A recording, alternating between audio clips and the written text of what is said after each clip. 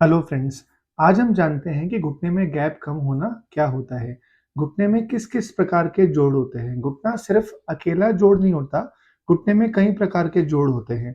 जब भी हम कहते हैं कि घुटने में गैप बढ़ गया है, तो बढ़ा हुआ नहीं होता, एग्जैक्टली वो घुटने में गैप कम हो गया होता है, जिसको हम अपनी गलती की वजह से बोलते हैं घुटने में गैप बढ़ गया, पर वो गैप कम हो जाता है। हमारे पास जो पेशेंट्स आते हैं वो यूजुअली यही बोलते हैं कि हमारे घुटने में गैप आ गया। तो गैप आना तो बहुत अच्छी बात होती है, पर जब घुटने में गैप कम हो जाता है तो वो बहुत दिक्कत वाली बात होती है। अपन जानते हैं कि घुटने का जॉइंट एग्जैक्टली होता कैसे है और गैप कितने प्रकार का होता है। घुटने में एक हड्डी ऊपर से आके नीचे की तरफ डाउन साइड मूव करती है, जिसे हम लोग जांग की हड्डी भी बोलते हैं या फीमर भी बोलते हैं। दूसरी हड्डी नी कैप होती है, ऊपर का ढक्कन होता है जो पटेला होता है। तीसरी हड्डी और चौथी हड्डी नीचे वाली होती है, जिसे टिबिया और फिब्यूला बोलते हैं। ये दो हड्डियां और ऊपर वाली हड्डी और एक ढक्कन मिला के कंप्लीट एक घुटने का जोड़ बनाता है। तो जब भी अपन कहेंगे घुटने का जोड़ में दर्द है, तो वो सिर्फ एक जॉइंट का दर्द नहीं होता, और कई प्रकार के छोटे छोटे जोड़ का दर्द कंबाइन हो जाता है। तो आपको समझना पड़ेगा कि आपको किस प्रकार का दर्द है। अगर आपको घुटने की हड्डी में दर्द है, घुटने की ऊपर वाली पाली में, घुटने के ढक्कन में दर्द है, तो वो इस हड्डी की तरफ से है। आप देख सकते हैं ये हड्डी इस तरह की होती है। एग्जैक्टली ये हड्डी इस तरह की होती है, और जब भी इसमें घर्षण होता है तो ऊपर वाली बोन से टकराती है।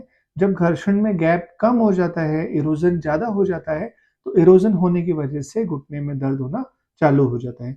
दूसरा दर्द होता है घुटने के बीच वाली साइड में, अंदर वाली साइड में गैप कम हो जाना। जब घुटने के अंदर वाली साइड में गैप कम होगा, तो पेशेंट इस तरह से चलेगा। आपने कई बार देखा होगा, घुटने का दर्द वाला पेशेंट जब भी घुटने में दर्द की शिकायत करता है, कुछ समय बाद, 6 महीने बाद, 1 साल बाद, वो धीरे धीरे टेढ़ा चलना चालू हो जाता है। तो टेढ़ा चलना इसलिए चालू होता है कि इस वाली हड्डी में घिसा होने की वजह से आपका घुटना इस तरह से अंदर की तरफ बेंड हो जाता है या बाहर की तरफ बेंड हो जाता है। तो patient usually walk like this, ऐसे वॉक करता है, धीरे धीरे इस प्रकार से चलता है, और उसकी चाल टेढ़ी हो जाती है।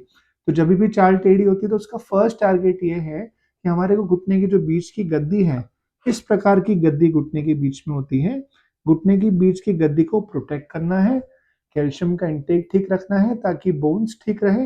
तीसरा और सबसे जरूरी काम, क्वाड्रिसेप्स मसल्स, ये जो क्वाड्रिसेप्स मसल है जो घुटने में ऊपर की तरफ होती है, जांग की हड्डी होती है, उसे मजबूत करना है।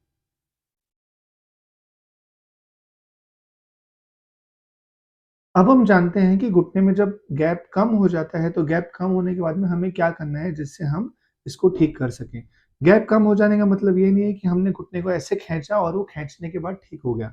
हम इस मॉडल से समझते हैं, जब भी घुटने की ऊपर वाली टोपी में दर्द होएगा, ऊपर वाली कैप में दर्द होएगा, तो उसे नी कैप पेन या पटेलोफीमोरल पेन सिंड्रोम भी बोल सकते हैं।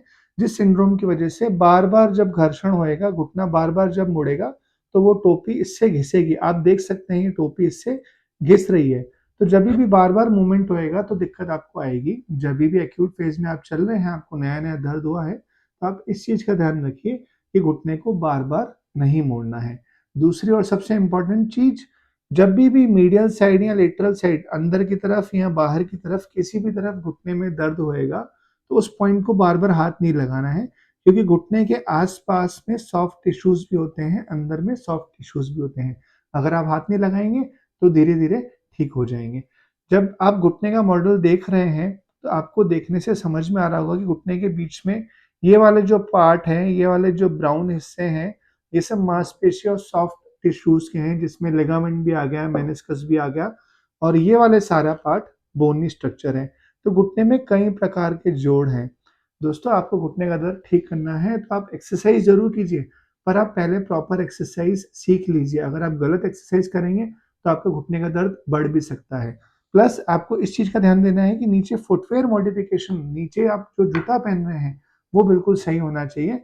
अदरवाइज घुटने में कहीं ना कहीं डेविएशन आके ये वाला दर्द आपके कमर का दर्द बन जाएगा, और घुटने का दर्द आपको बहुत परेशान करेगा। मुझे उम्मीद है आपको ये वीडियो पसंद आया होगा। आप इसको लाइक करके और अपने फ्रेंड्स के साथ में शेयर भी कर सकते हैं। Thank you.